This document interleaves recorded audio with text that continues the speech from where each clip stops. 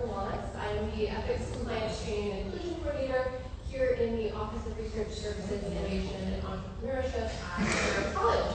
So I'd just like to take a moment to acknowledge the land on which we gather.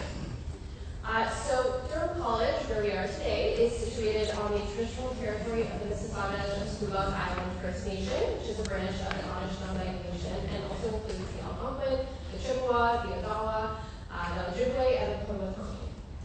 So these lands on which we gather are covered under the Williams Treaties, and it's through this treaty process that we are able to live, learn, teach, prosper, and of course gather here today. So this territory was and still is also subject to the Dish with One Spoon Wampum Covenant, which some of you may be familiar with. This is an agreement between the Haudenosaunee Confederacy, the Ojibwe, and Allied nations to live in peace and cooperation on this land. European colonists were later invited into this agreement. And that's exactly what the wonderful folks at the Youth Village are all about, right? Raising up the community by valuing shared knowledge and shared relationships and community care. So ORC and FastStart are proud to sponsor today's event, which certainly honors this responsibility to share with one another, exchange ideas, especially between generations and between different levels of experience and knowledge. And so I just want to thank you all again for being here today, and I wish you all a collaborative and inspiring event, and I'm very excited to hear what everyone has to share in their wonderful knowledge. So thank you all for being here, and I'll pass it over to Deborah. Hi, good afternoon, everyone.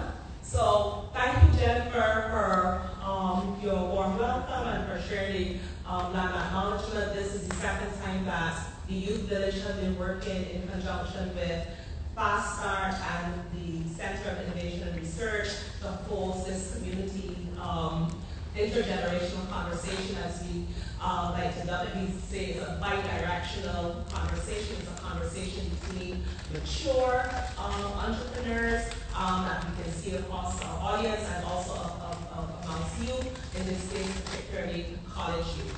So who we are. We started in 2020, in October 2020, and we saw there was a need to provide support, and support in its broadest terms, for youth who want to start their own business, coming out of college. Yes, while they're in college, most colleges and most universities have fantastic systems like FastStart, but they're only for the college students. When you finish college, where do you go if you've started a business, or you didn't think about it while you were in college, but now the opportunity has presented itself, where do you go? Or you're in high school and you're just graduating from high school, you don't want to start college, but you know what? You have what we call your side hustle, and you want to turn that into a business, but you're not going into college. Where do you get that support?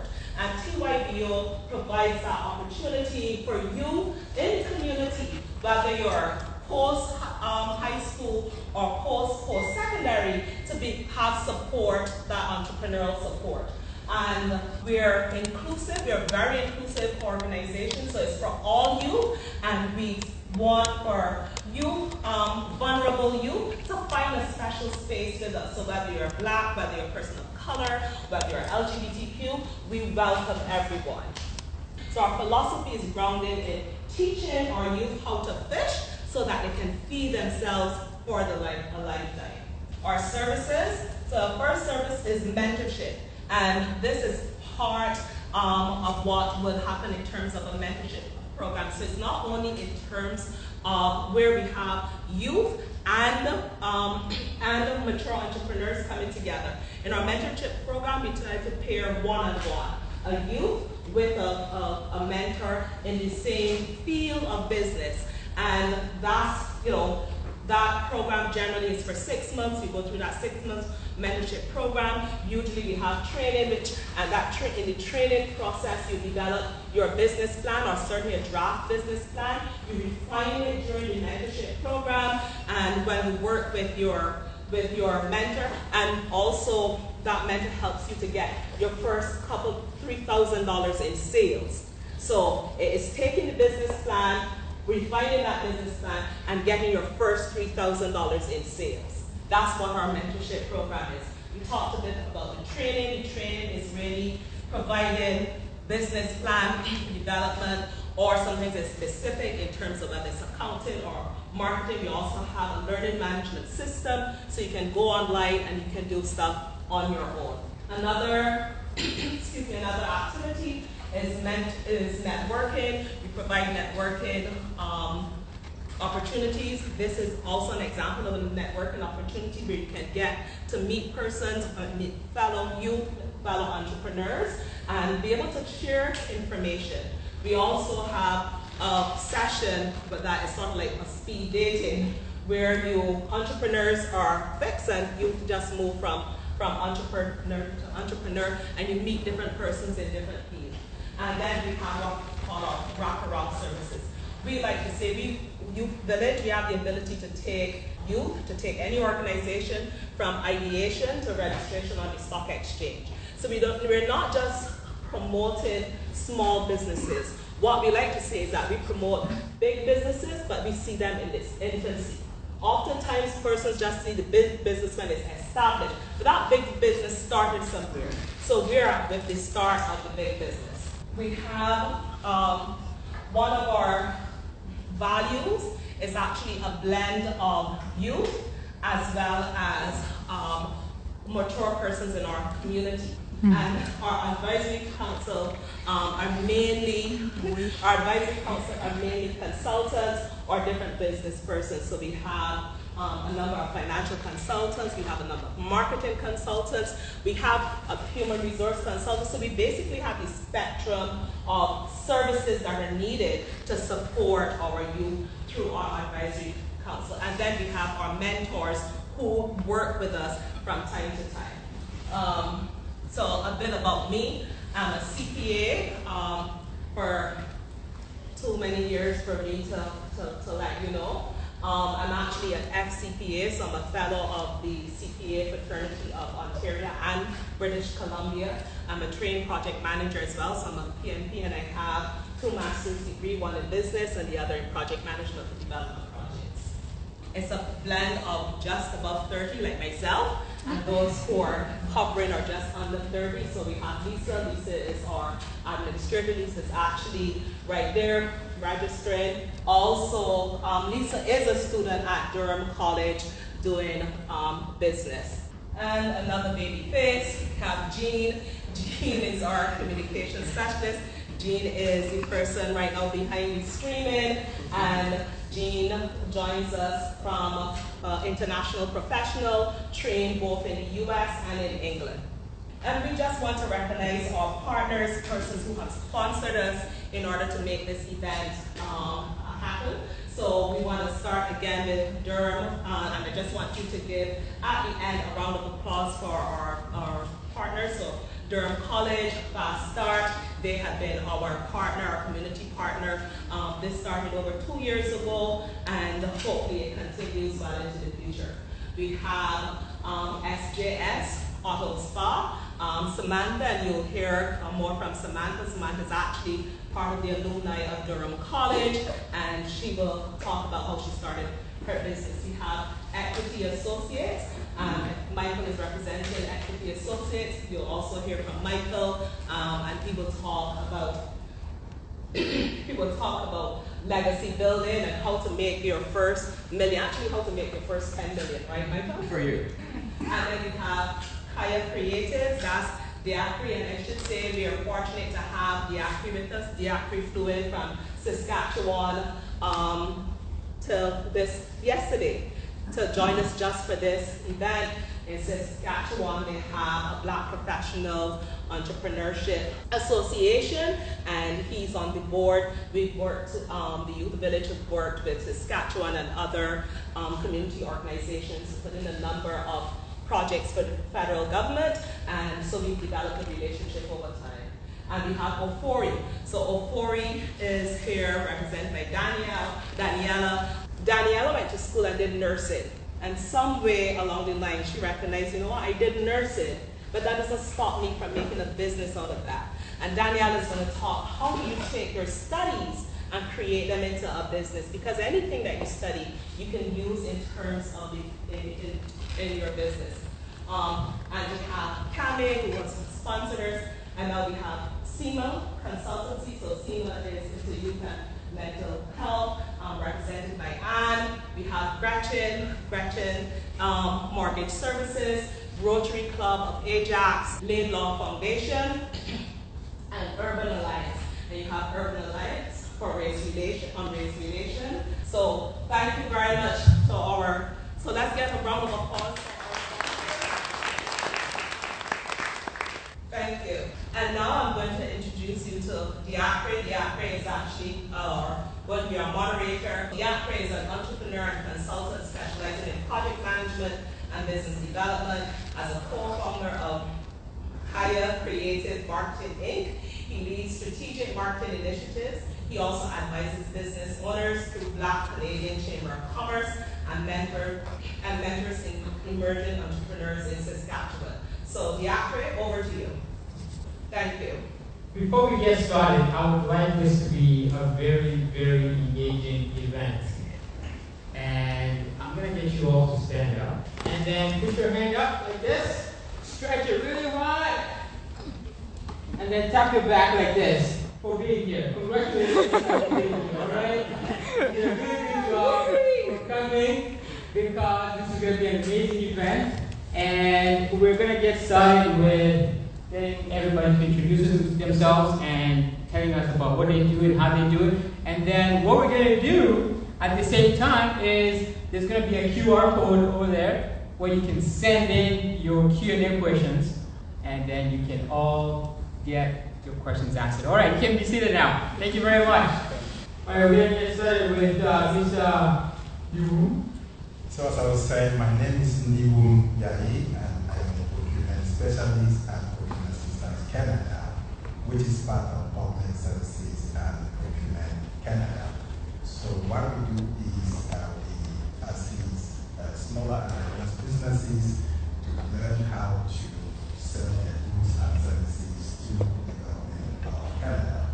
So today we are here to answer any questions, to assist you understand how to sell your goods and services to the government of Canada, including the various platforms used to publish various tenders, how to register as a supplier, and we also offer one-on-one services, one-on-one meetings in case you have specific questions. And we also have weekly webinars that we run every Wednesday of the month.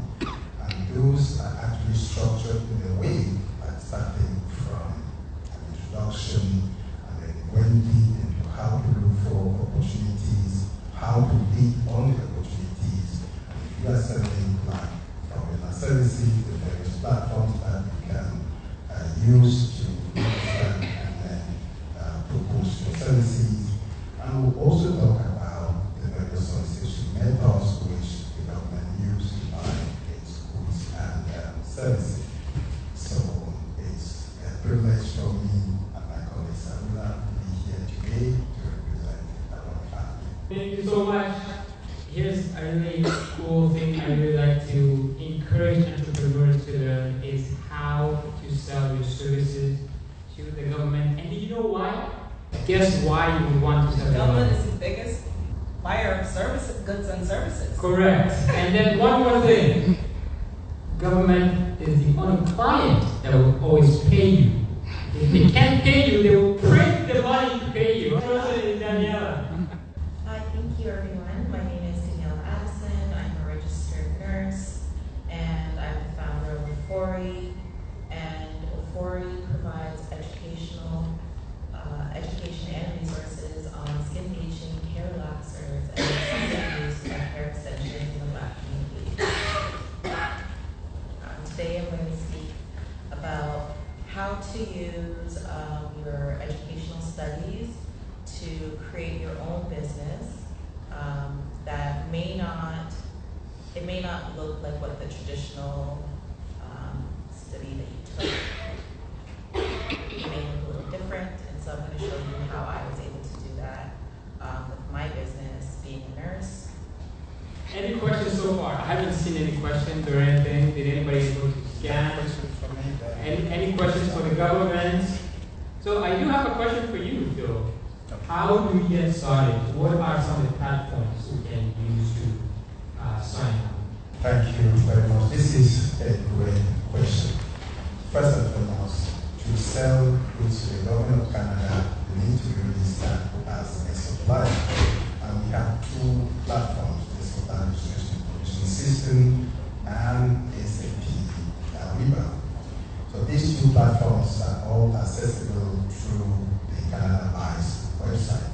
The government has made it easier, much easier for businesses to identify opportunities and then register and participate on the opportunities. So the Canada BICE website is like the single source, the official source, so clients can rely on to look for bidding opportunities. When it comes to goods, anything above $25,000, above $40,000 for services, and above $40,000 for construction works, go through a competitive process, and all of those are on the Canada BICE website. So you have registered to be a supplier still through the Canada BICE website, Supplier Registration Information System, SAP Ariba, and the main platforms. So more in the details in case other questions come in, so I can go through like the process, use the solicitation methods used, and also know about the procurement opportunities, which pass through a competitive process. And I'm saying this now because I think that is a motion that is a big opportunity for smaller businesses because they don't go through a competitive process. We do get questions all the time, or let me say statements like, oh, the federal procurement process is so complicated, we can't meet the evaluation criteria. Well, we always say, well, there are two things. We have low dollar procurement opportunities, like all requirements on $25,000 for goods, on $40,000 for services, and on $100,000 for construction works are considered as low dollar value procurement opportunities. They don't go through a competitive process. Yes, often like direct purchases where the buyers reach out to the suppliers directly and solicit quotes. So this can be a really big opportunity for smaller businesses to establish a solid relationship with the government of Canada through small contracts. Thank you so much. Thank you so much. I just realized something. Oh my goodness, I had a brainwave. If you own a business and you would like to register and have help with registering on these platforms, I think AI can help you with that. Okay. Yeah. The Buy Canada platform, is it different from the Itenda Health platform? We used to have the buy and sell website, and we are transitioning to Canada BICE. On the buy and sell website, we still have policies and then the details of other platforms like settlement professional services, e-portal, which caters to professional services, and then access to things like Supplier Registration Information System, and then the Canada BICE. These are the two official websites of the government of Canada. Any other platform is now part of the federal government. So to look for opportunities, go to Canada BICE website. It's like a notice board. It's like a notice board where all the opportunities above the threshold that those threshold where you go are posted there. Okay. All right. Thanks. Thank you. Thank you for that. I have a Yes. You are mentioning two options, like one is Ariba and the second one is for supplier registrations? Like one is identified and the second one is? Yeah, the first one is supplier registration information system, and it is a gateway to enable you to obtain a procurement business number. The procurement business number is required for contracts that do not go through electronic procurement. So what happens is the government is trying to make it easier for suppliers to bid on opportunities. It used to be like the task having to print so many papers to submit a bid. But now we are moving towards electronic bidding, and SAP Ariba is the website that is used for that. But there are still some opportunities that are not processed through SAP Ariba, which require registration as a supplier on the supplier registration information system to obtain the procurement business number, which you must have in order to be paid for a contract that is not processed through electronic bidding. All right. Awesome. Thank you very much. Danielle, are you ready? Yeah. All right. Thank you.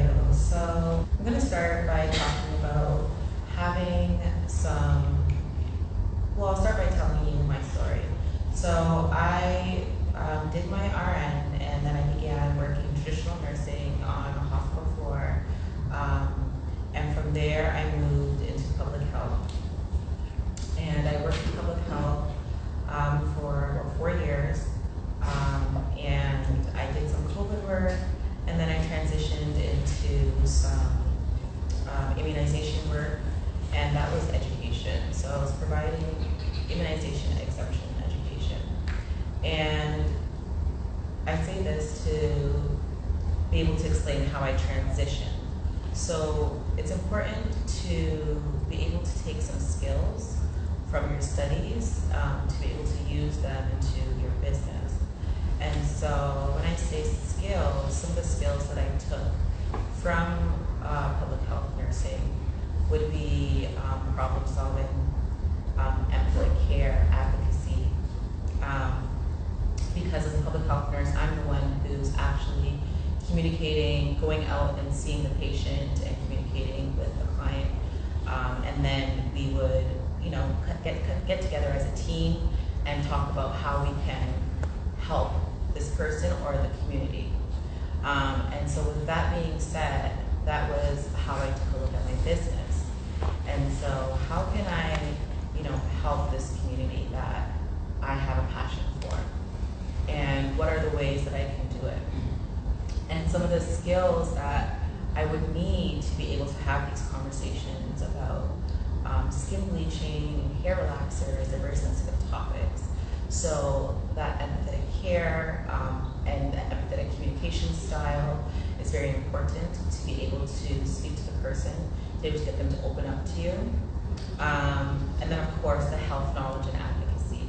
So advocacy is all about making changes that will benefit the community or benefit the people that you're trying to help. So it is a little bit different than what you would think of traditional nursing, but it is still nursing. You're providing that education so that individuals are able to make their own informed choices. And so when you're building your business, you have to think about the skills that you gain from whatever your studies were and how you can implement that into whatever you're passionate about, wherever you would love for your business and your life to kind of follow. Ensure that you can take some of the skills and knowledge that you gained from school. And talking about passion, it is important that you like what you do, and that you're able to see the unmet needs of the group that you're now going to be supporting and building your business for. So using your skills to be able to solve a problem that this group is having. And for my business, for an example, I'm helping them to redefine themselves, find their authentic selves, and be confident in what they were born with. So although, yes, we're talking about like beauty, skin and hair, we're also talking about wellness and mental health. If you look around the world, on average, the average person does not wear somebody else's hair as their natural hair. So if one group of people is doing that, we need to have a conversation about wellness and mental health, confidence, education, and etc. on those topics. And so finding your skills and finding your passion, putting that together, and kind of finding the niche of what exactly is it that I'm trying to do? What am I trying to solve for these people? And how can I use my studies to solve this problem? It doesn't have to look like whatever your traditional program is, but it can be very similar, and it will also help you stand out a bit when you kind of make it a little very niche, and you use your skills to be able to support you. So moving forward, finding your passion and your niche, you now have an idea of what you want to do. And so now you need to research that idea and find out who's already doing this. What are they doing? How are they doing it? How can I improve it and make my idea better? And so you're going to start doing market research and figure out if there's any gaps in the industry.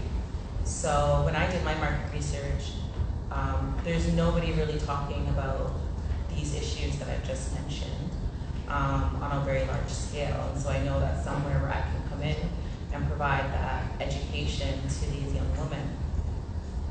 And so when you research, you're going to find where those gaps are that you can fill, and what skills would be necessary to be able to fill that gap and create, whether it's going to be a product or a service to that group of people that you've decided need either that product or service.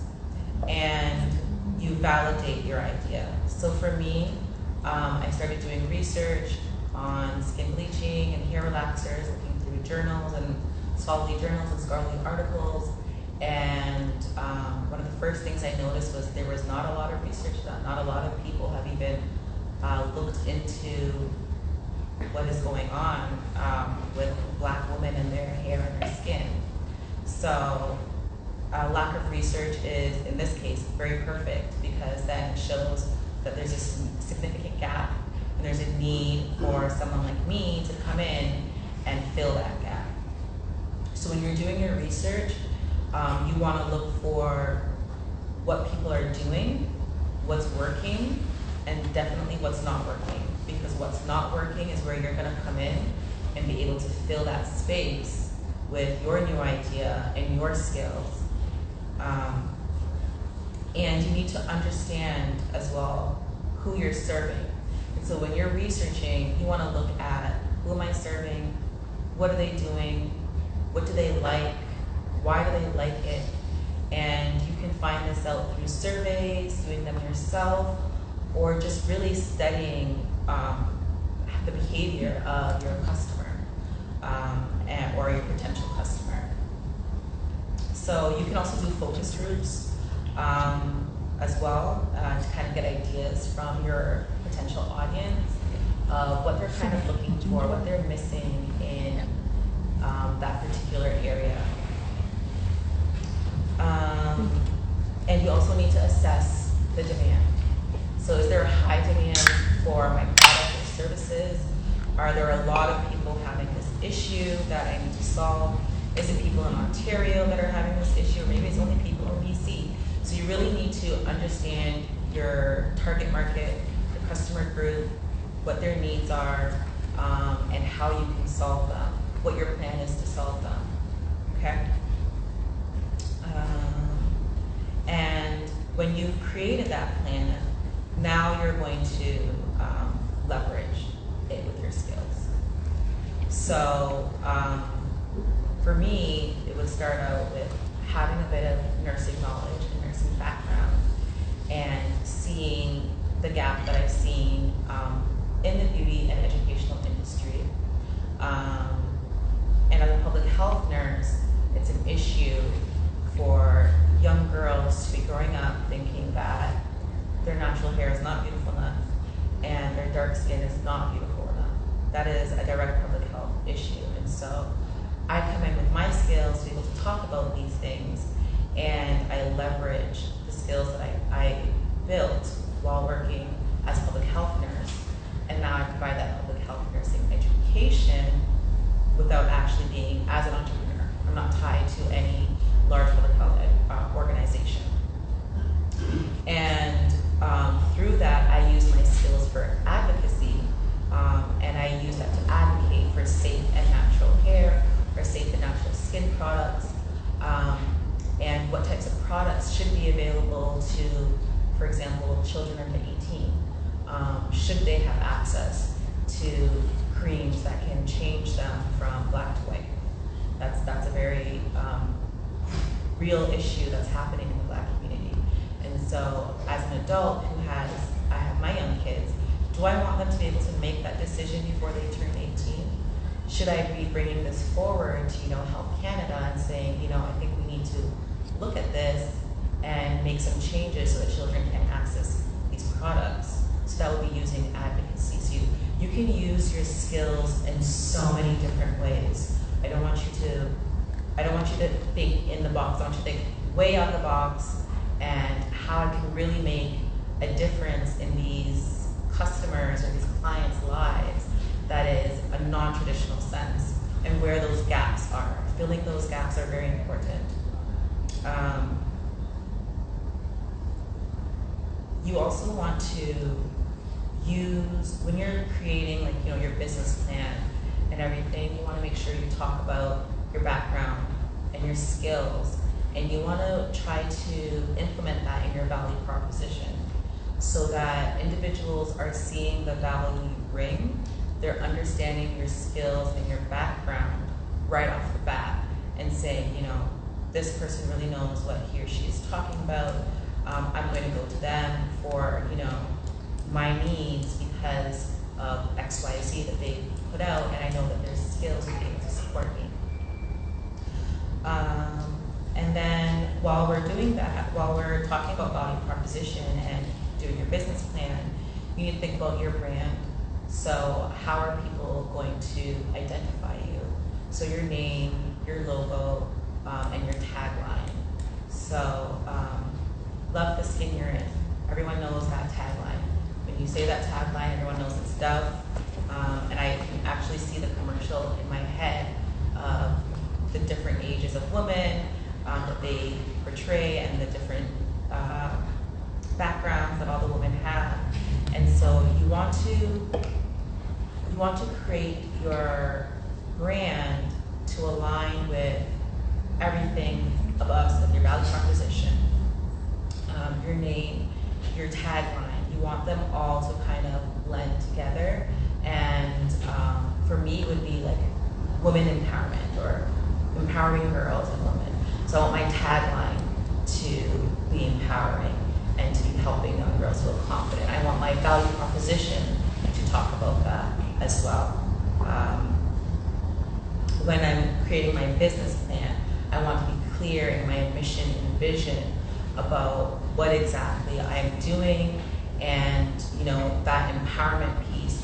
You want that to be a continuous piece in all those main places so that individuals understand what your business is about, what you're doing, and how you're using those skills to be able to do that. You can use social media. You can leverage social media to reach your target audience and also to learn about your target audience. One of the first things I did starting out was kind of go onto Instagram and type black girls and just look at what I saw. 95% of the pictures were of girls wearing extensions. So again, it's research, but it's also getting to know my customers. And so I'm seeing that, yes, it's validating what I'm trying to do, I'm seeing that there is a problem and that I can solve that problem. And I'm not paying for this research. I'm just using social media to be able to see what my potential customers are doing right now, where they're buying it from, who they're being influenced by, who do they follow on their social media to when they're looking at hair. You know, what are their other hair pages that they follow? What are their other skincare pages that they follow? That is another type of research where you're really getting a better understanding of your customer, what they look like, what they do with their time, where they go, and etc. And so with that, I think that will kind of like wrap up the main steps of how you can build your business using your skills. Just to recap, you want to have skills that are transferable to entrepreneurship and use your skills to understand and meet customer needs. You want to be passionate about where you want your business to go and identify a niche. And it should align with your educational background, and there should also be a gap in the market that you're now filling with your skills and your business idea.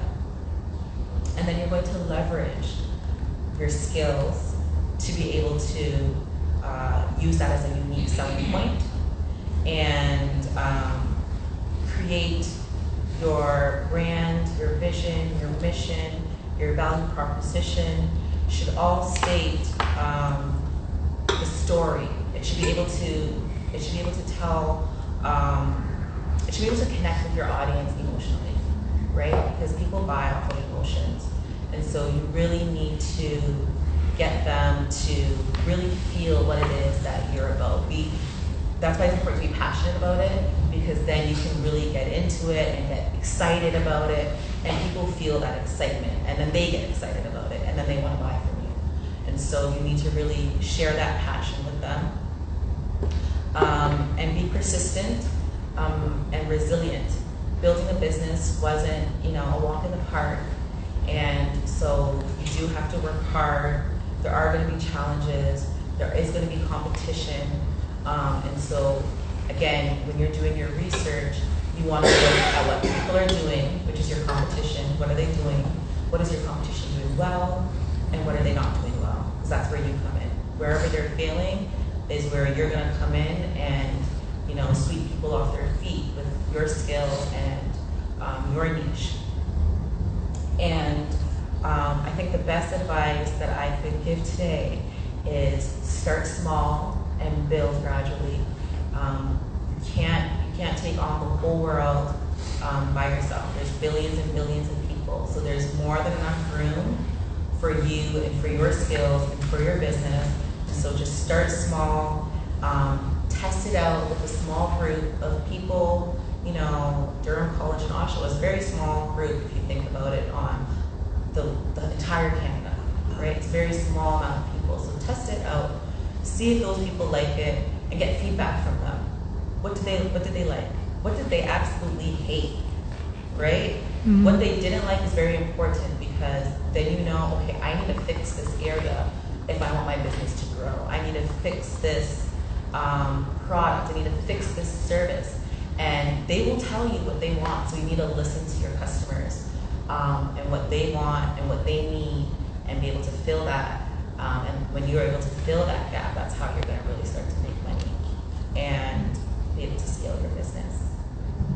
Awesome. Thank you so much.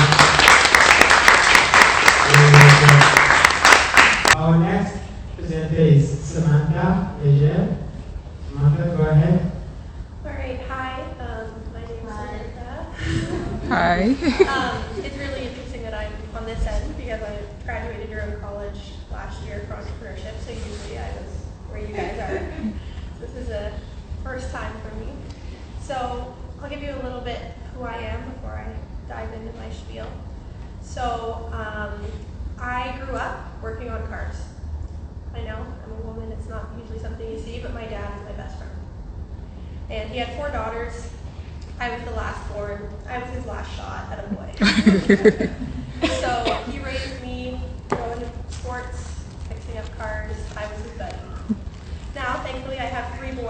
So he did get his voice. He just had to wait a little bit longer. I have 3 sons now. But part of me has always been cars. And from the age of 15, I worked at mechanic shops as my co-op in high school. And that was my thing. That's where I was going. That's where I was heading. And I decided to get into auto body repair. So I love fixing basically the outside of cars. I like making them look pretty. There's a little bit of woman left in me. I like making things look pretty. And so I'm certified in auto body repair. And of course, 4 years ago we had COVID, and there wasn't many cars on the road. Why would we be fixing cars? I lost my job. The body shop I worked at, which was run by an amazing man who I worked for, and unfortunately he completely shut down. And it was really hard because I viewed myself taking over the shop one day. So there went that dream.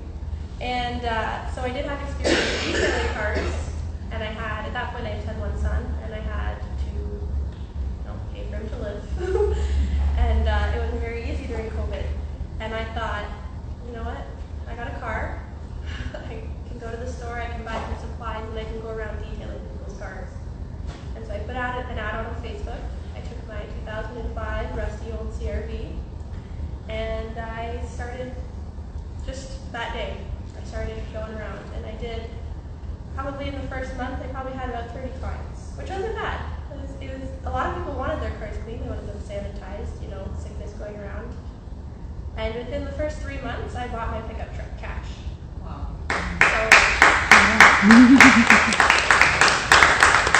Thank you. Yeah, so I was able to kind of drum up business really fast, which I wasn't expecting. I was expecting, to go back to my career come the end of COVID, whenever that was going to happen at the time. And then it took off, and one person wasn't enough.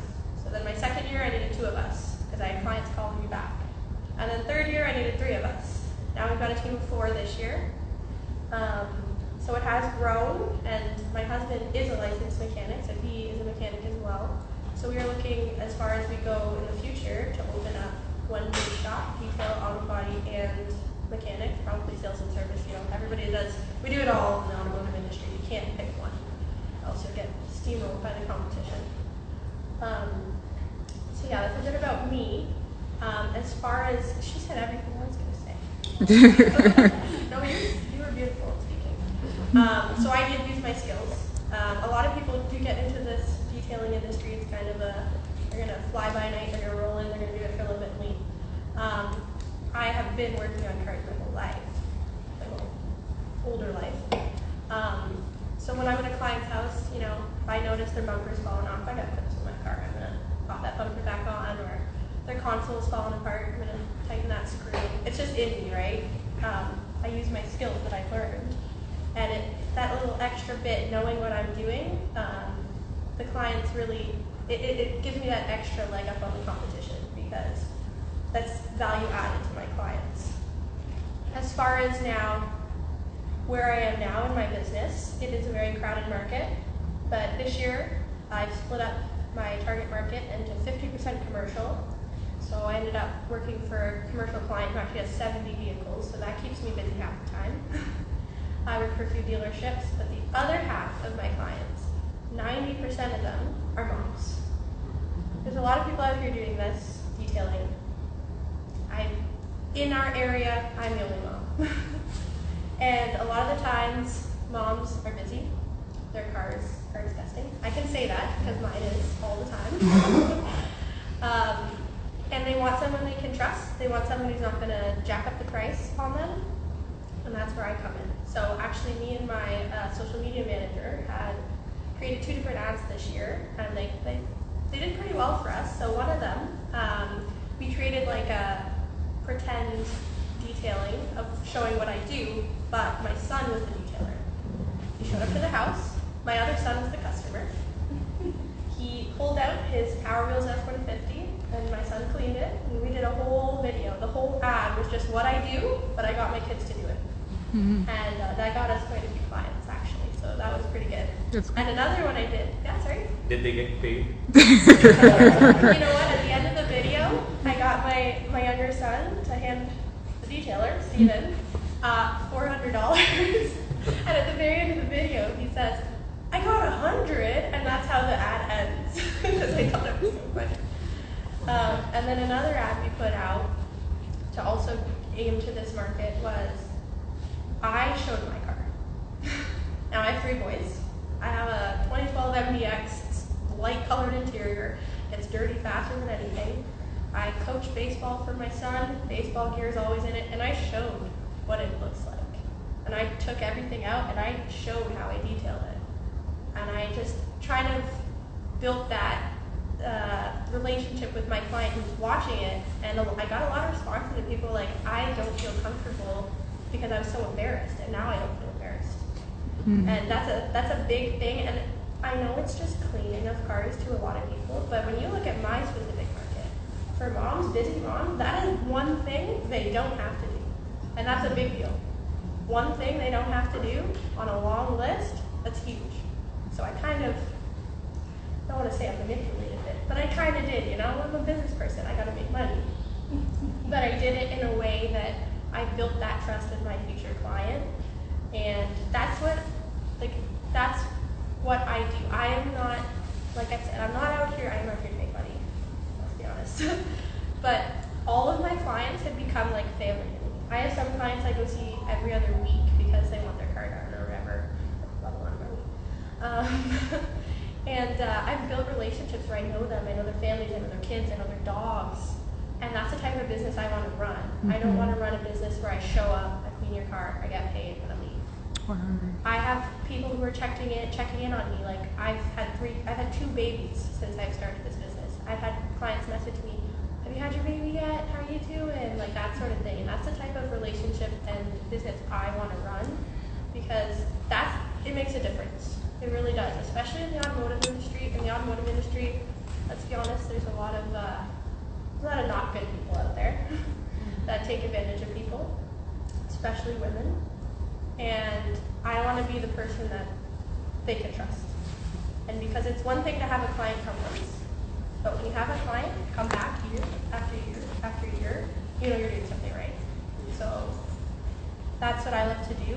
And moving forward with my career, as I said, I was an entrepreneurship graduate.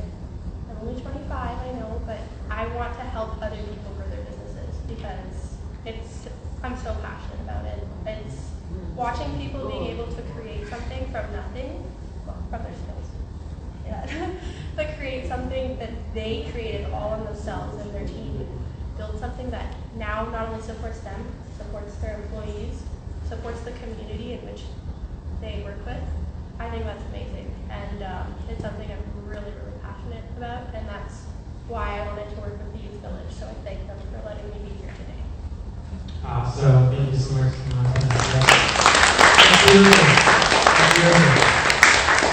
You know, what you said about doing cars, I have 2 kids, and I understand. I understand exactly what you mean. Thank you so much. So our next speaker is Michael, and Michael's going to talk about how they're doing. Yes, my name is Mike McLaren. I grew up in Oxford, not too far from here, and I did go to Durham College a couple years ago. Woo! And Warren Buffett is kind of my role model, and he likes to give back. He ends up coming to colleges and universities to talk. Not that I'm in the same breath as Warren Buffett, but it's a good role model to have. A little story about giving back. You maybe heard of Martin Luther King, and there was, when he was busy and doing helping and sharing his thoughts, there was a small church in the town. This white couple was giving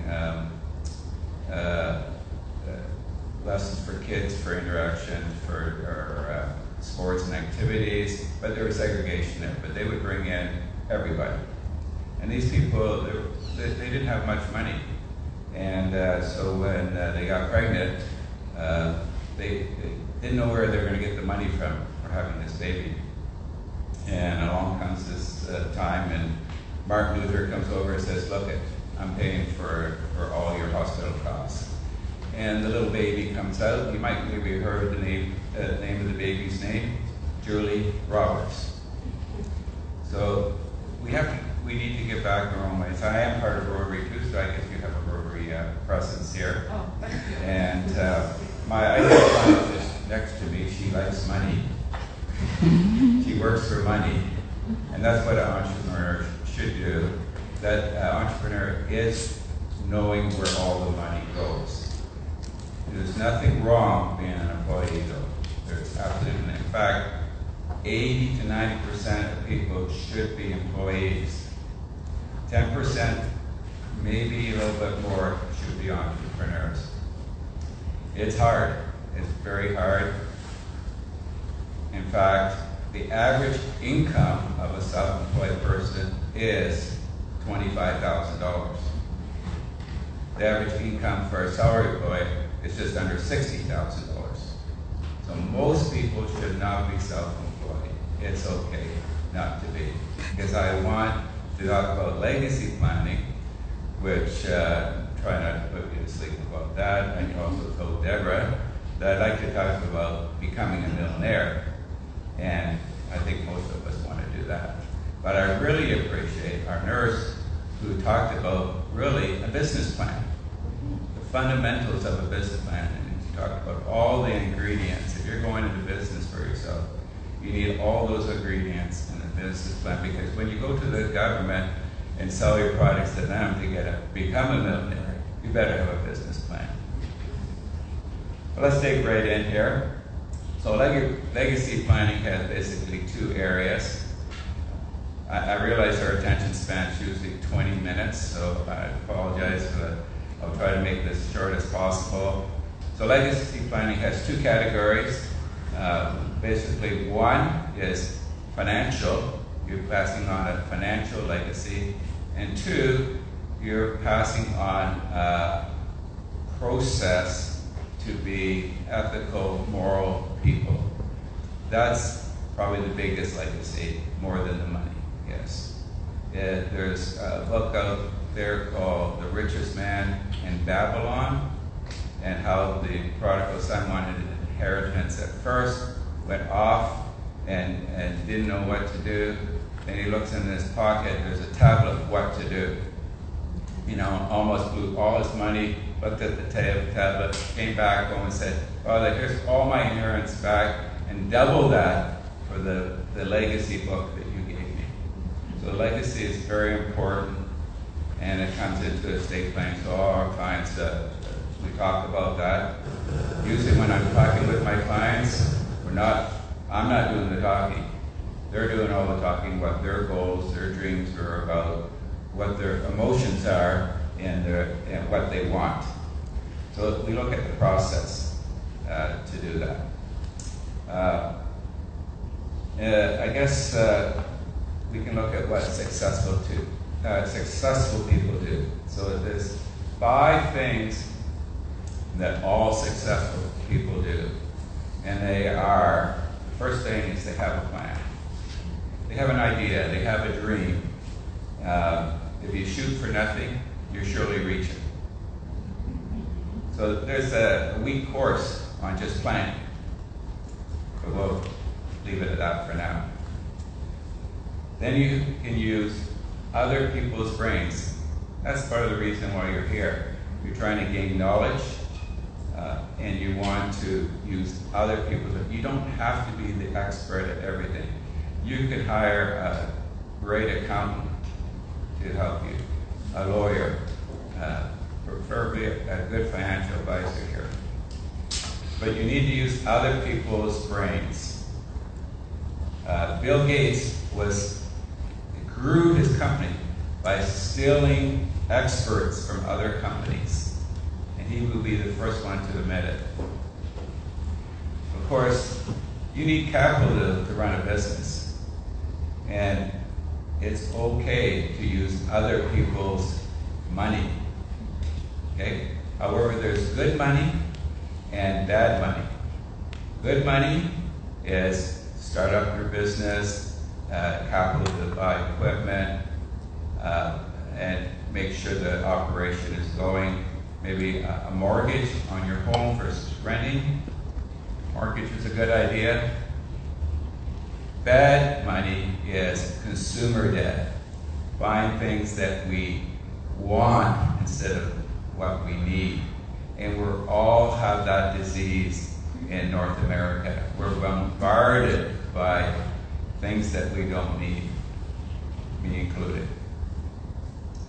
And the fourth thing is to have an investment strategy.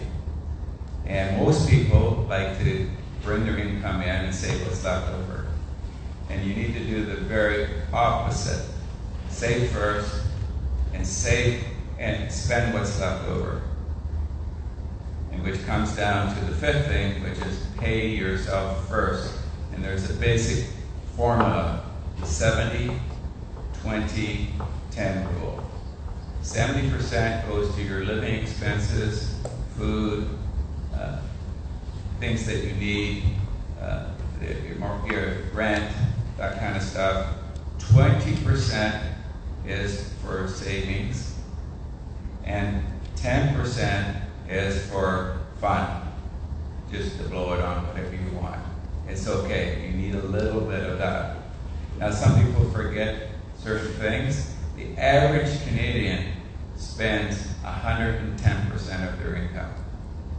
I won't tell you how many bankruptcies there's every week, but it's very sad. So back to the idea, do you want to be an entrepreneur? Well, you have to understand that, yes, I agree that you want to enjoy what you do, but if you're not good at it and there's not a need for it, go where the work is. It's okay to do that. You still can become a millionaire. In fact, on that 20%, if you just save that on average income, you would have, from once you finish entrepreneur college to 65, you'll have about $1.8 million on an average investment. Okay? So you'll be more than a millionaire. What most entrepreneurs and individuals need is accountability. Sometimes it's our spouse, usually not, because we marry or connect with people because they're not like us, okay? They're different. And when you come together and you have conflict, how do you deal with that conflict resolution? Well, if you have a third party financial coach, it's a lot easier because, oh, Mike said we have to do this because that's the successful formula. And there's sacrifices that we have to make. So there's two types of pains out there. Having the pain of not having enough money, and the pain of not having enough things. So you choose what pain that you want to have. I thought I'd just give you a quote from Einstein on intelligence. Wisdom is not a product of information, but a lifetime attempt to acquire it. Education is not learning facts, but training of the mind to think. The measure of intelligence is the ability, and that's where most people cannot be entrepreneurs, the ability to change. The only thing that interferes with you growing is continuous education. Education is forgotten after one has learned it, so you have to be continuous learning. That's from our friend Einstein. And maybe closing in one point here is this is the person you will be in 5 years, and it depends on your choices today. The food or pizza you eat today, I don't know how that came out.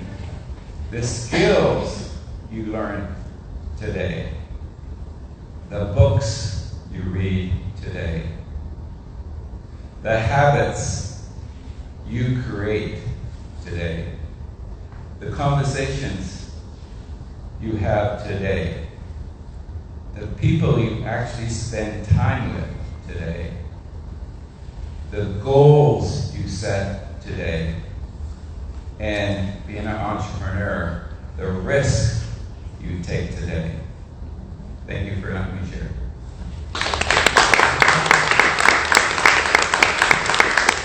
Thank you so much, Michael. Thank you. That was really well put.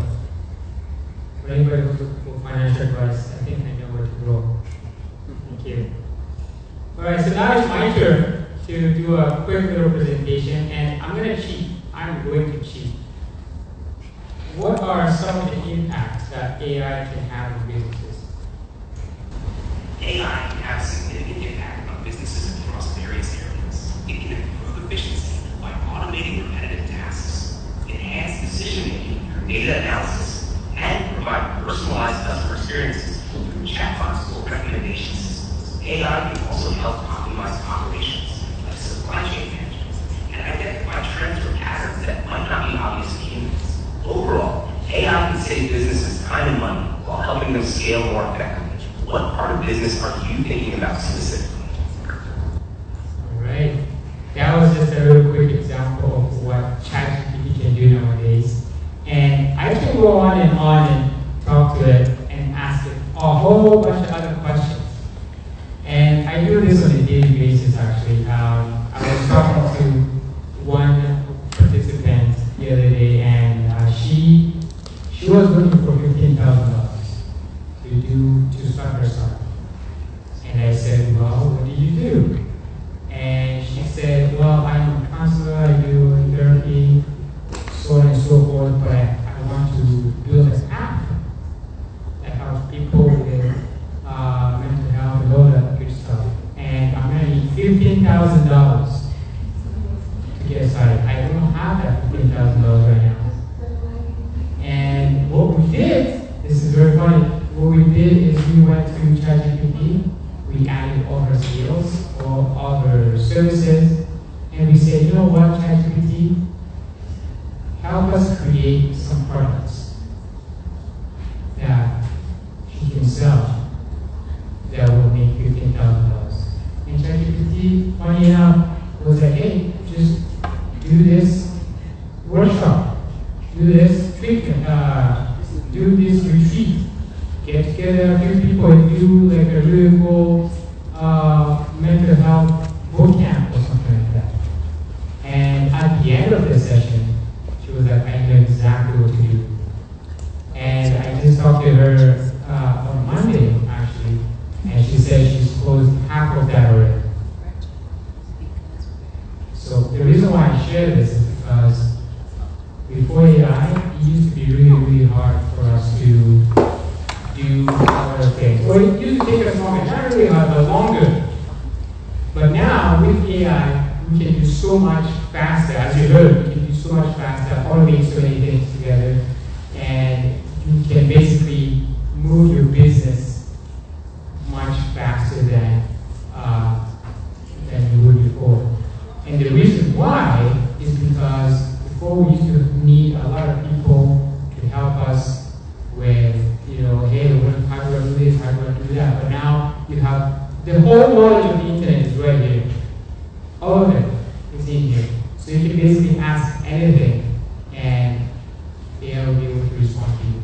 Obviously, I'm going to say precaution, always do fact check.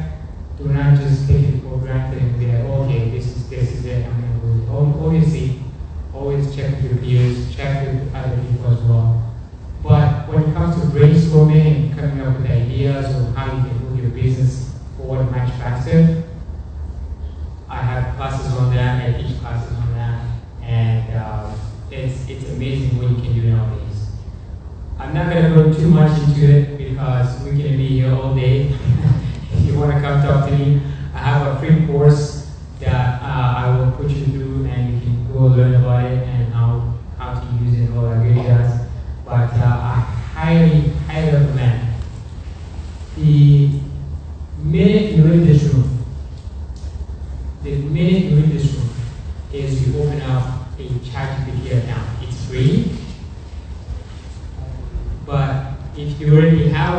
that's good. If you don't have one, highly recommend you go and do that, because in 2.5 years, you might regret that decision. All right, that's it for me. Thank you very much. Now we're going to go to the questions.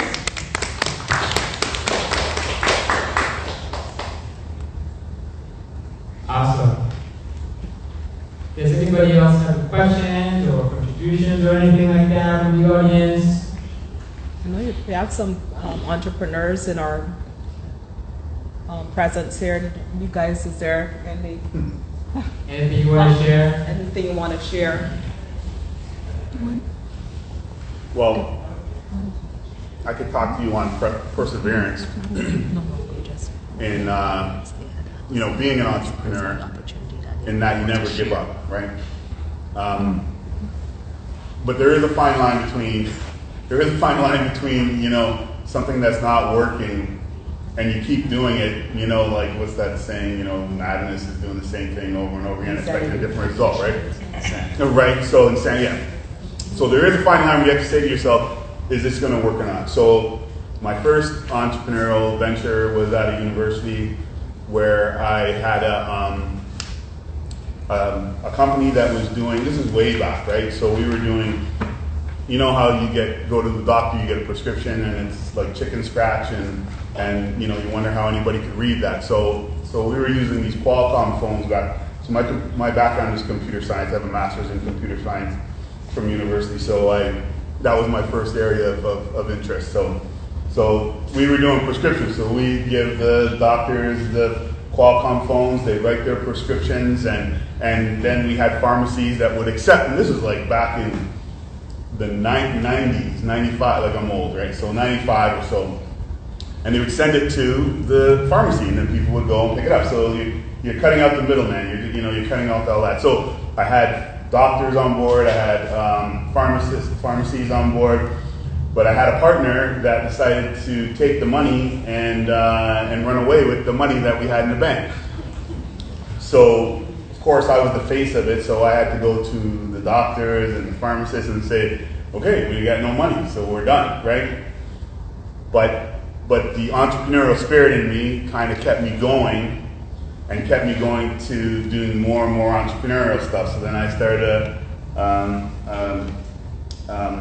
a company that did marketing on screens in high traffic areas. So because I played basketball at the university, I had a lot of connections in colleges and universities and athletics. So that's where I started. So before long, we had 300 something screens up in colleges and universities across Ontario. I wrote the first version of the software, started hiring people, and then because you're an entrepreneur, the money starts running out. Like, you got to put the money back in, right? You're not taking a lot of money out for yourself, right? So then when you start a family and you have all this stuff going on, sometimes your wife comes to you and say, look, man, we got no money, and you keep putting the money back in the business.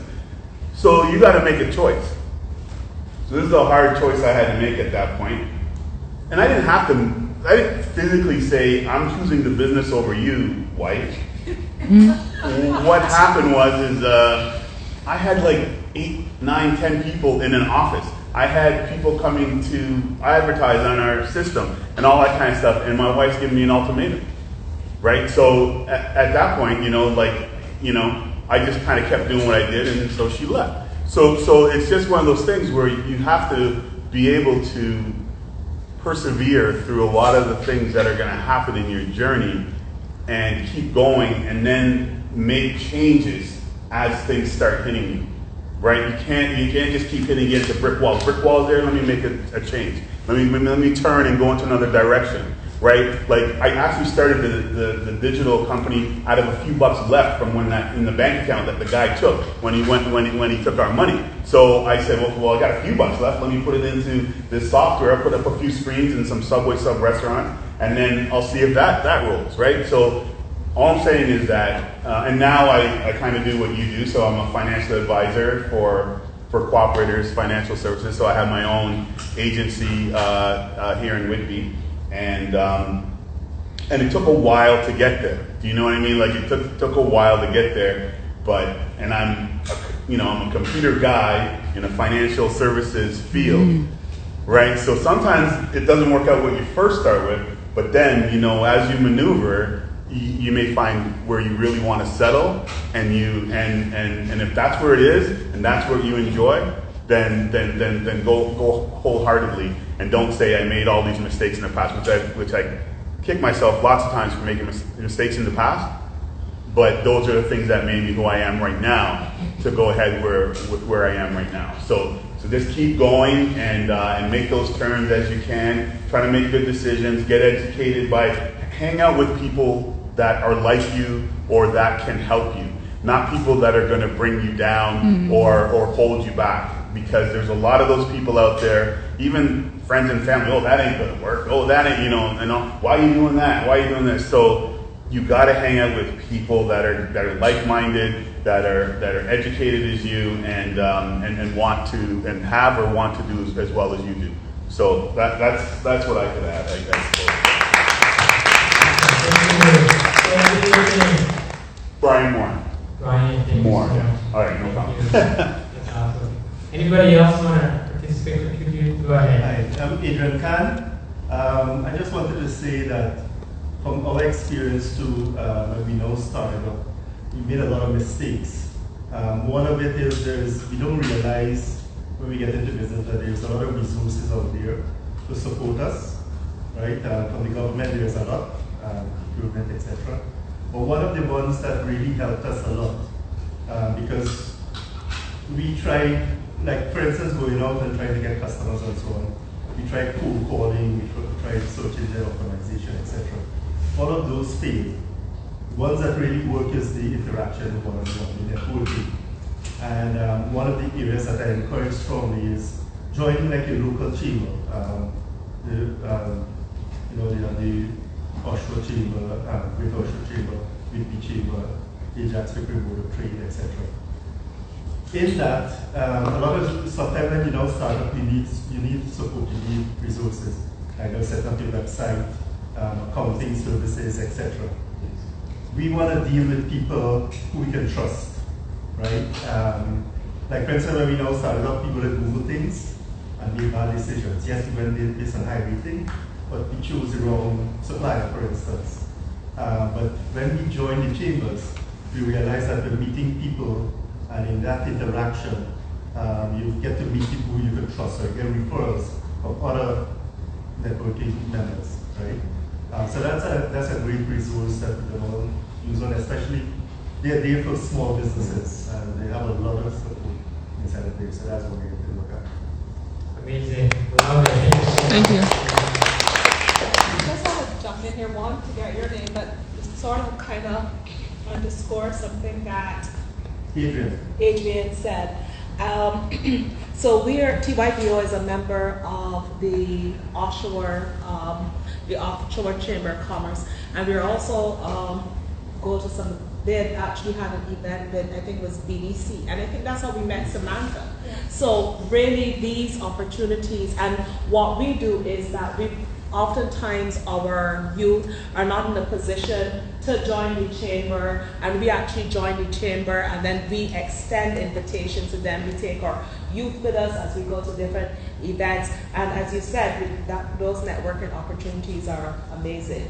Actually, a lot of them have, almost all of them have like breakfast meeting, just coffee. It's free, or just pay for coffee. You get to meet these people and share what it is you do and what support you're looking for.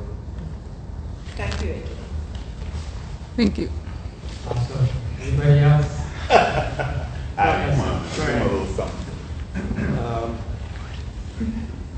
Where are all the students?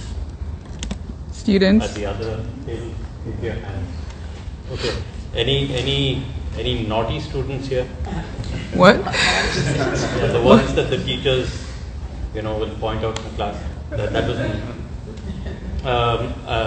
There's something that you ought to understand. I used to be the naughtiest kid in class. I used to be talking all the time. In fact, in this week, this is probably the longest that I've been quiet. So, and I used to get punished when I was in school, talking a lot. today I make my money doing that. So sometimes, people may not realize what your strengths are. It's for you to make that journey and understand. Just because somebody says that something is your weakness, it's not necessary that it's your weakness. The one thing that I want to caution people about is, I often hear this. I mentor a few young people myself. One thing that people keep spouting is follow your passion. Please don't do that. That's not how passion works. What? Okay. You have your interest and you have your effort. At the intersection of that is where passion lies. That passion is not something that starts from day one. Passion is something that happens after you put in a lot of effort. You become Jimi Hendrix, or you become LeBron James after hours and hours and hours of investment in your skill, in your interest, and you have sore feet, you have bleeding fingers, all of that. That's what passion is about. So understand that there's a lot of effort that goes into something, and that's when it becomes your passion, right? So that's something that I believe you. Can you say that? That 2 points you were saying? Passion is at the intersection of our interests. Yeah, passion is at the intersection of your interest and effort. Okay, what was your name and then what do you do? Avi, I work in digital marketing. Like it. Awesome, thank you so much. So we have a few questions that came in. I'm just going to ask a few of them, and then we'll go from there. For Samantha, are you thinking of creating a franchise? Obviously, that gives you an opportunity for money. There is a company that already does what I do that is franchised. I don't think so. And the reason is I pride myself in what I do, and nobody does it the way I do it. And my company's my name, company's who I am, and trusting a bunch of other people to do it the way I would, I don't trust that. I trust me training the people that are going to work for me to do it, but ultimately if it came down to the money versus the quality, I choose the quality over that. Thank you. I think we have some work to do, Samantha. That's it's called a thing we can do. But yeah, that's awesome. Quality over quantity, right? So that's really good. Another question that we have, I'm not sure who's going to be able to answer this. Maybe Jennifer might know. Can an international student start their own business in Canada? That was probably meant for him. All right, go ahead. I can say if you are legally studying in Canada, you can operate a business. Yes. We can actually give like business advice, but we concentrate on the huge opportunity that federal recruitment represents. And I believe that if you are legally residing in Canada, you should be able to create a business. Reason being that even if you are not in Canada, you could still create a business in Canada. So I see how. I just want to, afterwards, I just want to add that, yes, an international student can create their own business. So it's the residency at the given time. So as, and D1 will say, it's a residency at the given time. So once you're a resident in Canada, you can create, because you need a Canadian address, right? And that's what's going to be important. Awesome. Thank you very much. There's also another question here about is there any training on the use of these platforms to sell the job? Okay, so maybe somebody can grab your business card and ask you about the platforms. Yeah, maybe I can take this opportunity and provide a kind of a birth that cuts across all that. Yeah. Sorry, there's a question I don't know if we're going to get to, but that TYBO had calls for TYBO to organize with the government, a specific training, so that we could hear more about, the different opportunities for government procurement. So that's something that we will actually, it's going to be on our website. We're actually working with Swalina. That's how we first met, and then we were working on developing this opportunity. But what we have in the pipeline is to really work with the Procurement Assistance Canada to have a special training on government procurement. Swalina, I don't know if you want to say anything more about the opportunity that we're hoping to develop. So we tend to hold a lot of webinars just regularly, but we are working to do very specific targeted webinars to share with all of you and all the other members of the organization. And we're still in discussion, still planning it out. I'm sure it will be advertised, so we're going to do online webinars that delve more deep into procurement, how to sell your services, professional services, things like that. So we'll have our experienced and trained procurement specialists on that call, and we'll delve into it and answer all of your questions. So we're here more to give you a brief overview of what we do and the services that we offer, but for some more in-depth, we do have our regular webinars, but we will have very targeted and precise webinars as well, which you can all attend and get all the information that you need on procurement and selling your goods and services to the government. Thank you. Thank you. So can students also register for to become as a supplier through procurement, like as you were saying? Can students also, like for their services, if they for our services, no, or for to sell services to the government? Anyone can sell as long as you're a business and you meet all the requirements. It doesn't matter if you're a student, if you're 90 years old, it doesn't matter who you are. Just as long as you have a business and you meet the requirements that are laid out for you, for whatever the posting is, whatever you're trying to sell, you just have to meet the requirements. So if you hit all those, then you can sell. You can bid and try to win those contracts. Yeah, so that's something that Deborah and the team are going to put together to follow those requirements and figure out how to, be able to go over the requirements and do training around that. I think, again, as I said, government is the only time that's going to pay, so join those sessions. It is a very, very huge opportunity. So since we are talking to entrepreneurs, it is important to know that the government spends about $37 billion annually. Naturally, you have to look at it. So the government spends approximately $37 million annually on goods and services, of which $27 billion is spent through public services and Canada, which is our department. It is a central purchaser for the federal government.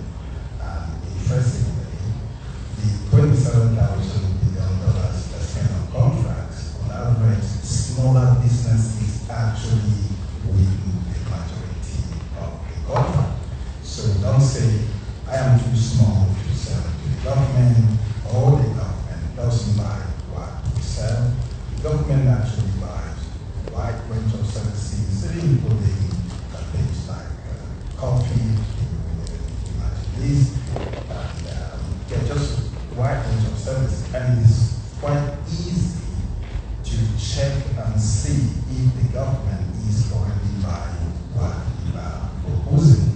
And our platforms like the Canada Buys platform have links to like our indices, contract history, where you can actually browse through to see what the government is buying, the departments that are buying, companies that have been successful selling to the government.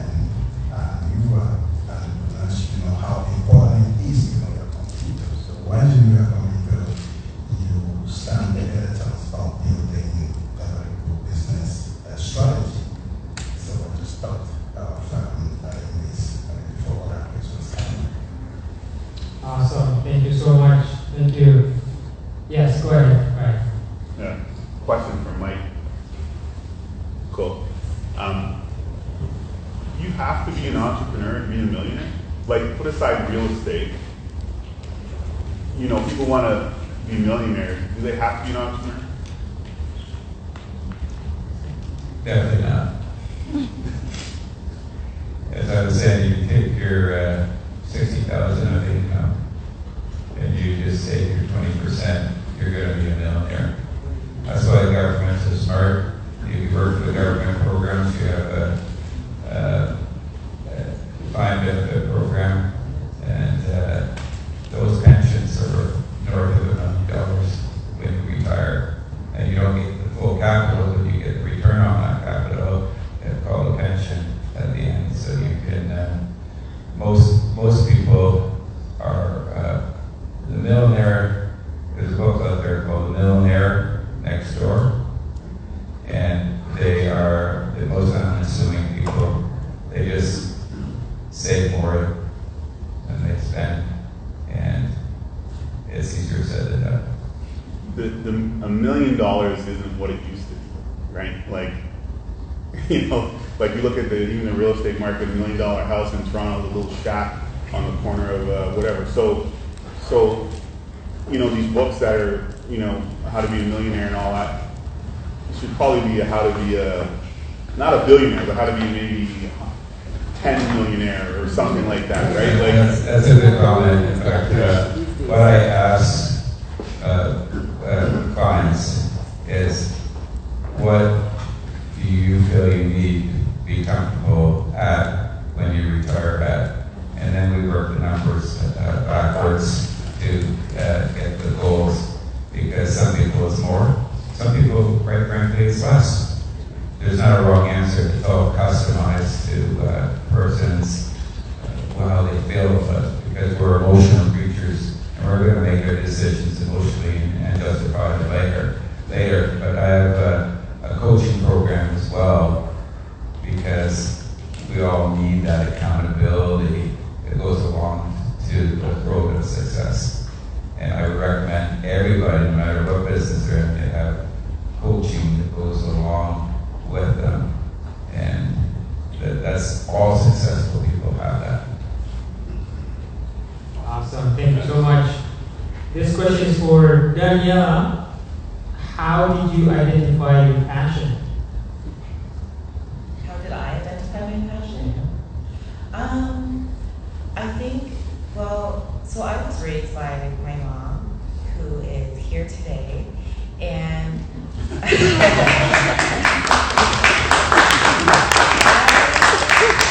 was never allowed to wear extensions growing up, and I saw a lot of other black girls wearing them, and I used to go, "Oh, mommy, please," and she would never let me. And I grew up in Canada, which is different than her upbringing, because she grew up in Ghana, and so I grew up with all white girls around me, and their hair was coming down, and I so badly wanted my hair to be like that.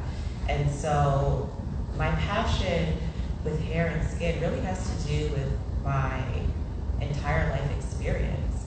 And growing up and becoming a nurse and seeing what the research shows and using these products, I see that, you know, mommy was probably right, you know, telling me to stay away from those things.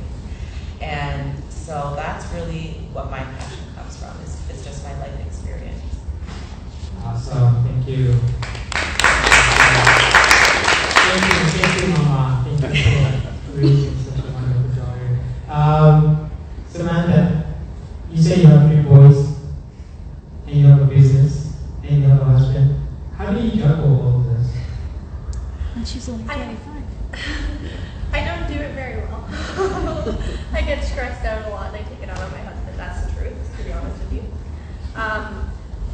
Just prioritizing things. And a lot of the times, not everybody can do this, but if I need to hire someone to clean my house because I can't get around to it, that's what I'm going to do. Which is people hire me for, because they can't get around to clean the car. It's a lot. I'm going to be honest with you. I'm also in school full time. I'm taking project management here at Durham College.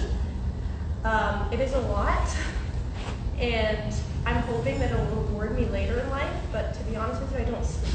And I know it's not very healthy, but my mind is going all the time. I'm waking up with babies in the middle of the night. When I wake up with babies, I chart out what I'm doing for the rest of the day. So sleep is not really something that I do, And I recommend to anybody who's going to start a business, this might be bad advice, try to do it when you don't have responsibilities. Try to do it now, when you're young, when you don't have all the things. I was a teen mom. From the second I was out of high school, I had a kid.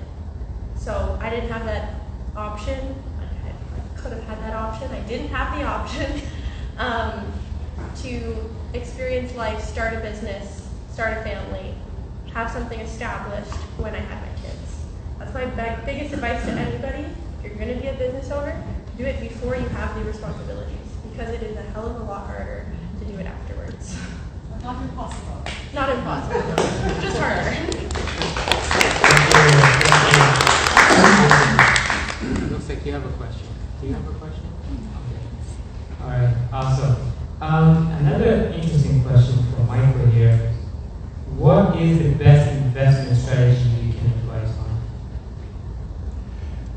Use a good financial advisor. There's not one thing that fits all. There is, it's like you go see a doctor. I just want a prescription, let me out. And they don't ask you a whole bunch of questions. It's called malpractice. So you need to sit down, set plans and goals, and make sure your risk tolerance matches your time horizons, and you will achieve them. Awesome, thank you.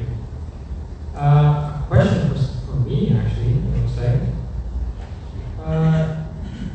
Do I foresee AI getting regulated? That's a tough question. We'll answer. That's a very tough question. That's not for me to answer. That's for the government to answer. The compliance officer just left. Right. They will tell us. But you know what's funny? It is going to be really hard to regulate AI. The cat is out of the box. I know it's a bit scary, but it's out. There is no way you can catch that cat anymore. Like, it's gone. They are probably going to try, but it's probably not going to happen. And if you see the stuff they're working on, in fact, OpenAI, which is a company that just released ChatGPT, they just released a whole new model that can think on a PhD level. PhD level thinking. So basically, not to scare the institution, but this thing can do your research. Whatever research you're doing, like, it has that level of capacity of thinking now. Very serious stuff. Alright, so if you haven't familiarized yourself with it, I recommend you do that. Here's another question somebody's gonna ask.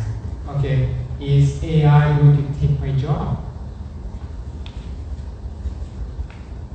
I'll probably say Yes. Certain jobs. yeah. Not now, but yes. Not now, but yes. It's just a matter of time. Now we have Elon Musk working on these robots that have AI in them already that can do Clean your house. cleaning, cooking. What else are they going to be able to do pretty soon? Right? It's just a matter of time. So yes, be scared, but then again, here's the funny thing. If you know how to use AI, you'll be doing the job of 10 people. And that's why a lot of, not to scare the students, a lot of tech jobs are disappearing right now.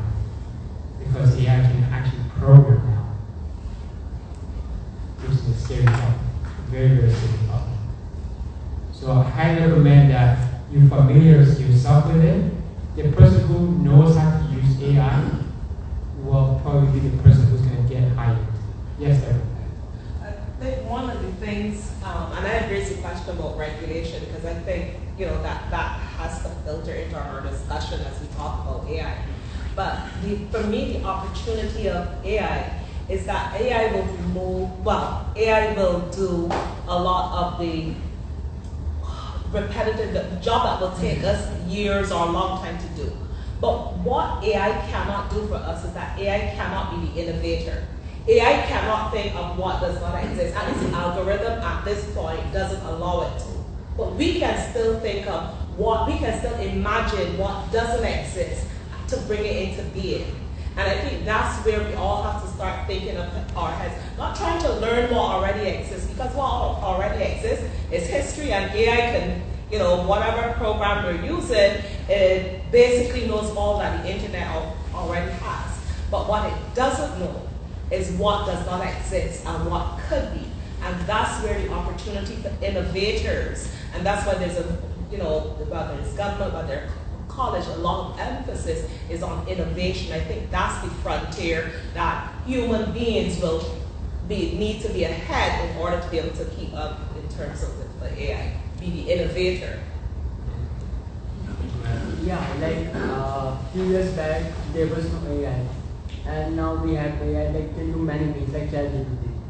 So there is a thing also going between sentient AI or you can say general AI, which is different from right now, which can think on its own and have so the thing you were saying that doesn't exist, and like the AI has emotions like us. If we are able to teach that AI like how to think, how to feel emotions, then as we have seen in the movies, like it will be like that. Because as we are moving ahead and AI is progressing, that is the next step. Yeah, exactly. But it's going to take a while. It's going to take a while for AI to have emotions or think on its own. But here's the next step now. The next step is called AGI, and that's the step where AI creates another AI that then creates another AI, and then so on and so forth. And then these things are thinking on their own. So it's very serious world that we live in nowadays. But here's the warning I give entrepreneurs all the time.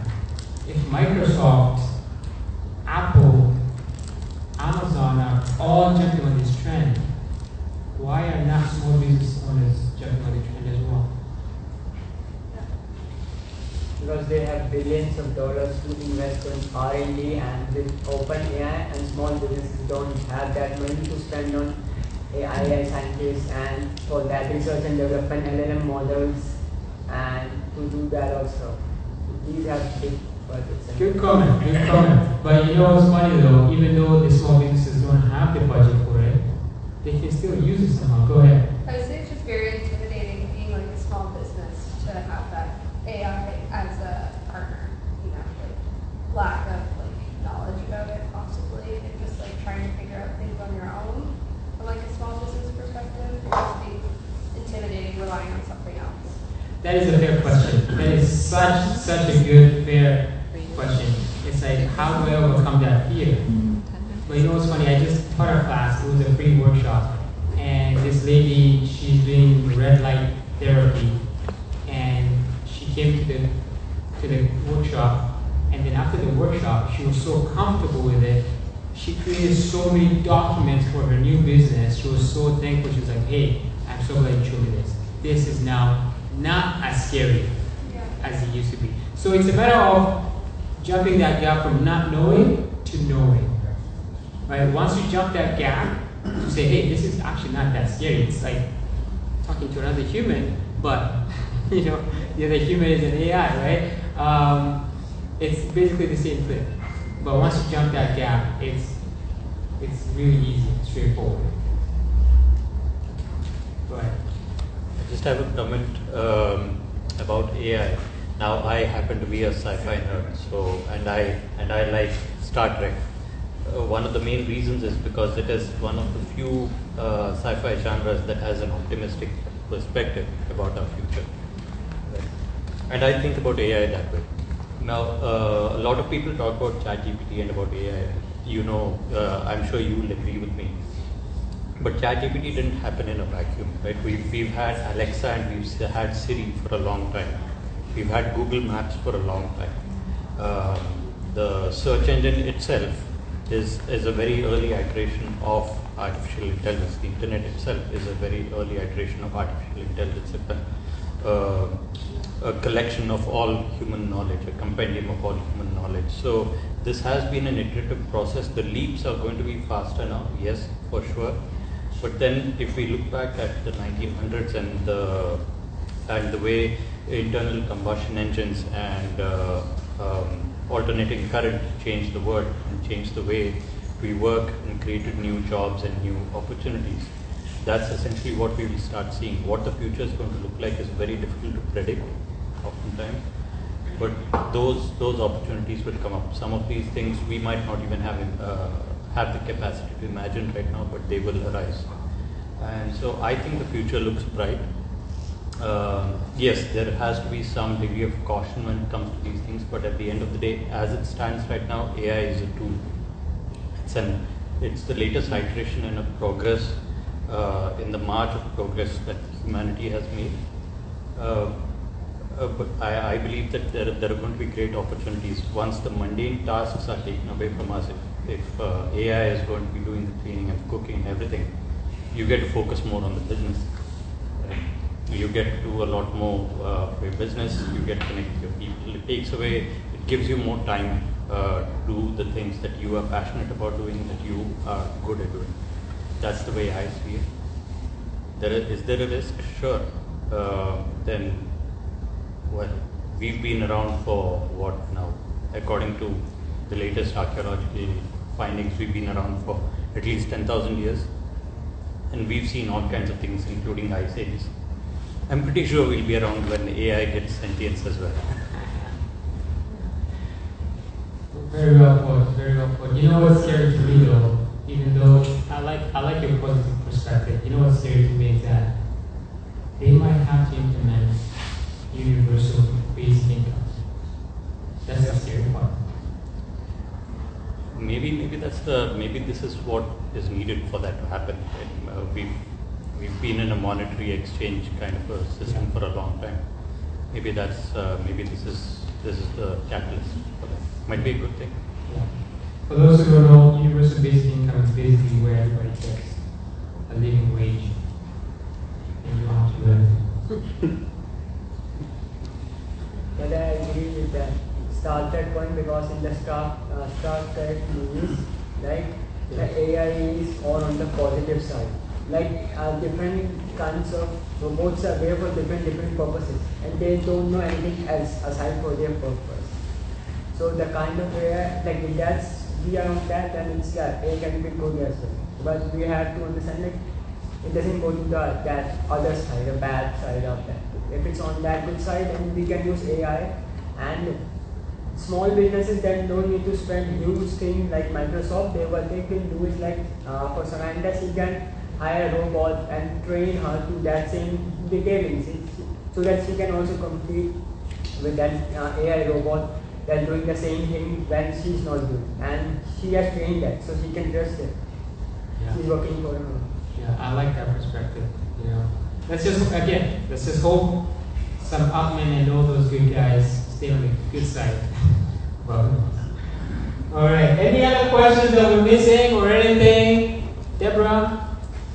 Where are we at? I think we're about to wrap up this session. All right. Gene, now we want to give the sponsors just a chance to say, to introduce themselves and talk about what the particular services. So Gene will lead this session. Thank you so much for having me. Yeah, you We're going to have some other things we just say we'll be here for a couple of minutes, and then we'll have Anne from Singapore Consulting speaking. And then we have Reggie Casey over the back. Say hi. She just want to say for a couple of minutes before we wrap up the session for the day. Thank you.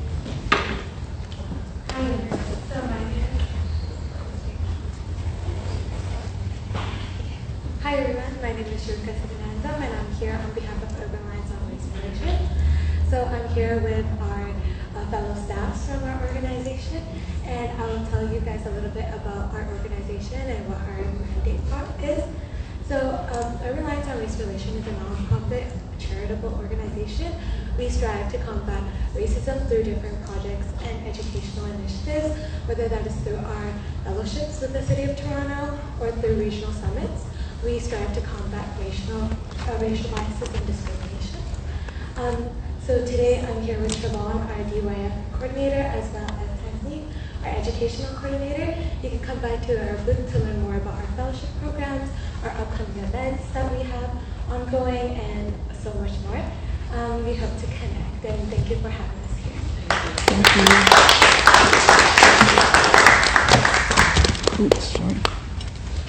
Thank you so much. And do you want to come step forward?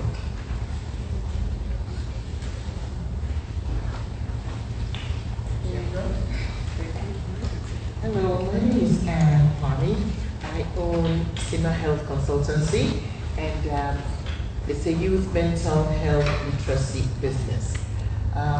We empower young people and their parents with information and skills on mental health issues, teaching them about mental disorders, as well as preventing the mental illnesses and stuff from coming on.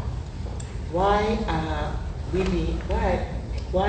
is my being here relevant to this kind of forum where it's related to entrepreneurs, trailblazing young people who want to become entrepreneurs? Well, it's very simple. In one word, stress, and what we do with stress to empower young people to be successful. Stress is the foundation of mental illness. And why do I say that? Well, stress, the emotions one gets from stress, being it annoyance, pain, worry, nuisance, or whatever, it triggers the stress that the person feels. And we as a community, especially marginalized groups, which will be involved in the BIPOC community, people with disabilities, new immigrants, and basically people from other cultural backgrounds. The kinds of stress that they encounter because of systemic inequities or feeling a sense of non-belonging, the isolation that people feel because of what society has, in place. These are the kinds of things that cause stress. So when people are stressed and the stress is not resolved, it compounds itself. So stress that is not resolved is what causes that mental illness that I talk about. So when I say stress is the foundation of mental illness, that's what I mean. So how does the youth mental health literacy, how does the literacy come in? It comes in because then when we talk to people to prevent all these stressors from impacting their lives, it allows them, with what they learn from what we teach them, to then become successful because now they are more resilient, they are more optimistic, they are more, they have purpose in life, and they are more connected. And these are the kinds of things that actually propel them to become successful. So whether you're a young entrepreneur or a young person facing these kinds of societal problems, this is what we do. Okay. So please drop by our table, have a self-assessment test of your resiliency, and see where you are in terms of how resilient you are to become an entrepreneur. Thank you very much. Thank you.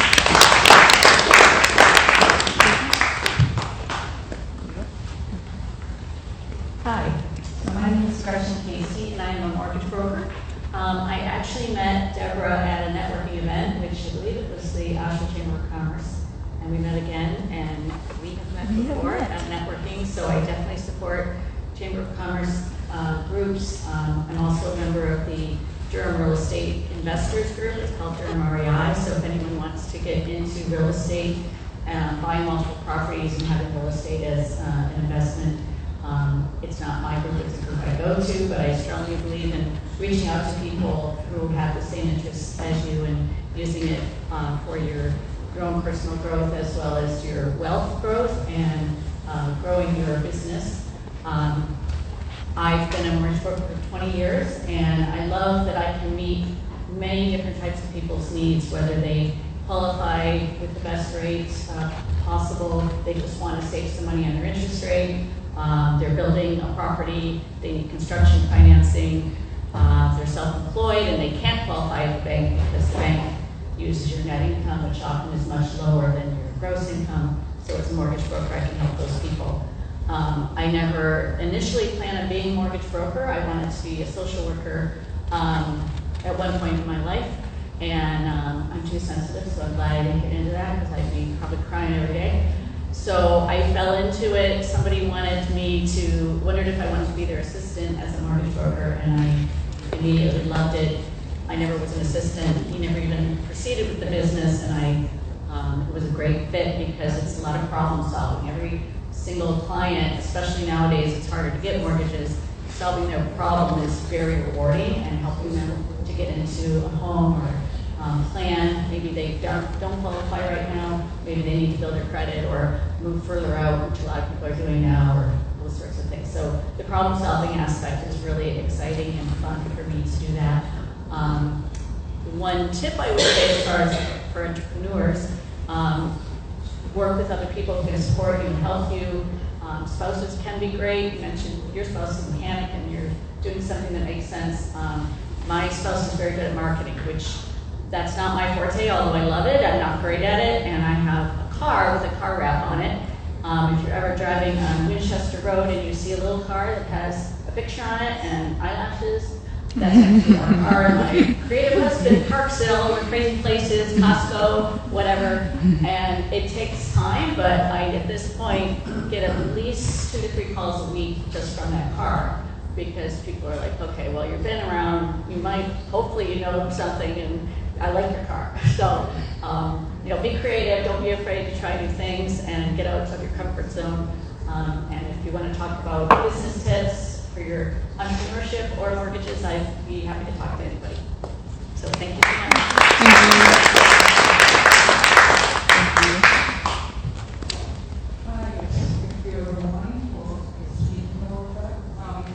We have reached, I think, the end of the event, as we want to call it, the presentation. We're right towards the end now. We want to get to the point where everyone could help us out and scan the QR codes on the screens. This is so we get some feedback from you. We want to keep doing things for you, and we want to do them bigger and better next time.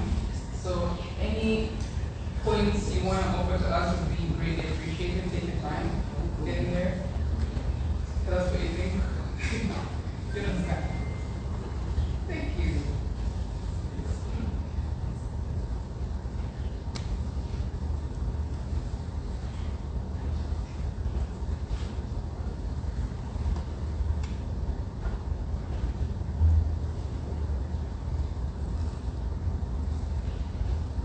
Now, as a few of you put in your feedback questions for us, we also, when you were coming in, we had you check in and you registered for the event. So we are going to do a raffle draw because some of you are going to get lucky enough to win some gift cards today. And so I'm going to spin the wheel. And if you hear your name and your email, just come see us over the registration desk before you leave, and we shall get that sent over to you as soon as we can. Lisa, make sure you don't leave the table so that people can get their gifts done. Okay, so I'm going to do the first screen right now. And we have our winner is no way. Amanda Cohn. That's our first winner. I'm not joking. It's actually right there. On my laptop, sorry. That's the first winner. Who's the first winner? Amanda is the first winner. One has to stand up and wave. Okay, Amanda, can you stand up and wave? That's okay. I'm going to spin that again. You have 3 chances to win. 3 gift cards to win, sorry.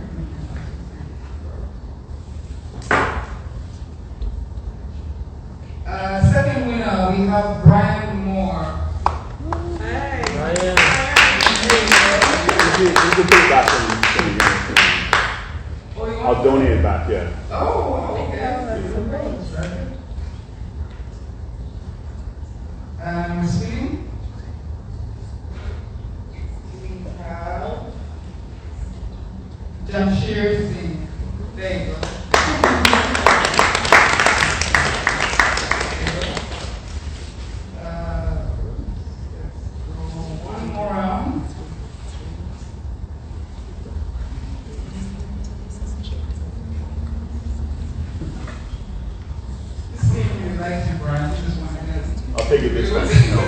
Okay, go ahead. Okay, let's do one more spin. Yeah, sorry.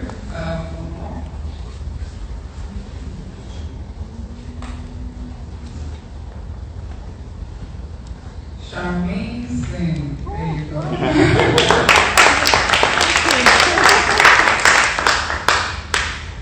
Alrighty then.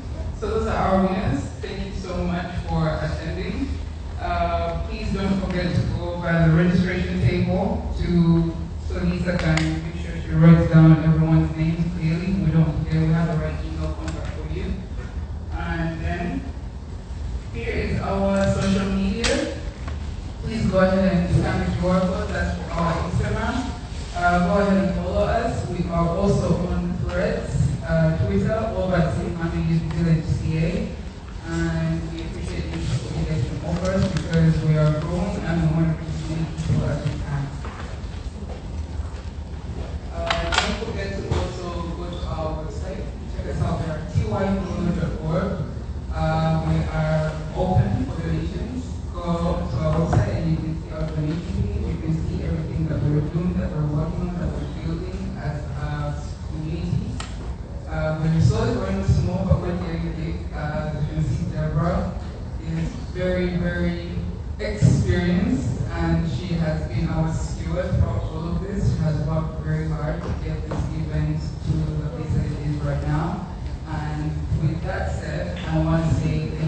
I want to say goodbye, and I want to hand you over back to Deborah so that she can wish you all off.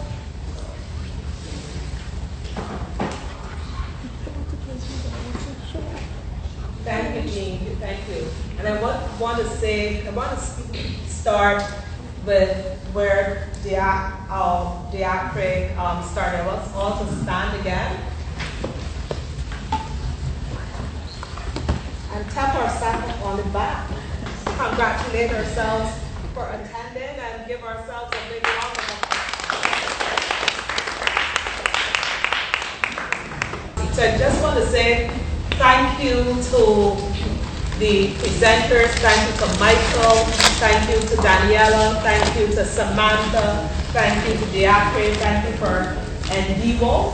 Did I finally get it right? You got it right. Okay, thank you for presenting, and for Brian and Adrian and Abby. Abby, sorry. For Noel, Abby, for sharing. Certainly, every year as we put on this event. Last year, this is our second time. Last year we had half the size that we had. It was a Saturday. We said, okay, probably we won't get. Let's see if we can run it a day during the week. We'll probably get more attendees. We've doubled. We've grown 100%. So we're expecting. We're going to have another one. Sorry about that. My housekeeping. I should have. I didn't follow the housekeeping rules, which was to put your phone on vibrate or turn it off.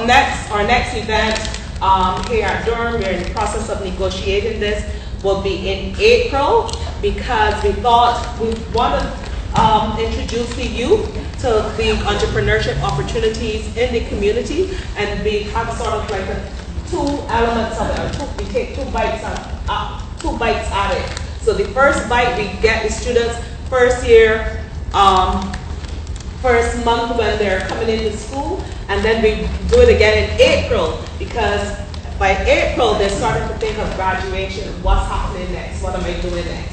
So our next event will be in April, and you'll hear more about it. We now have all of your information. So thank you once again to all of our presenters, to Michael, to Daniela, to Samantha, to Diacre. Thank you to our sponsors, Urban Alliance, SEMA Health Consultancy, to procurement assistance, Canada, to CAME, and to all of you. And most importantly, thank you for attending. We really appreciate it, and every time I come, I learn something. I learn something every single time, and I hope that you did as well.